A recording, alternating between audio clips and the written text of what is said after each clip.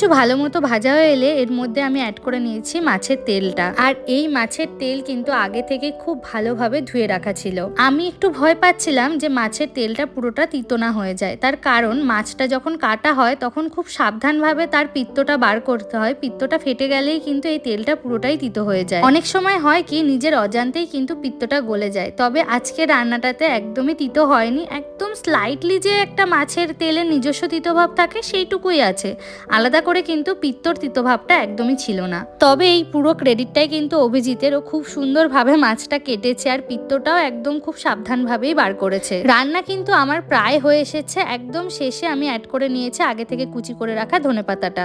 আর এখানে মাছের তেলের রংটা দেখুন, প্রচন্ড টেম্পটিং একটা কালার কিন্তু এসছে। রান্না কিন্তু আমার একদম রেডি, আর এখন শুধু গরম ভাতের সাথে এটা পরিবেশন করার অপেক্ষা। ভিডিওটা কেমন লাগলো অবশ্যই কিন্তু জানাবেন, আর দেখা হবে আবার পরের ভিডিওতে। সবাই খুব ভালো থাকবেন।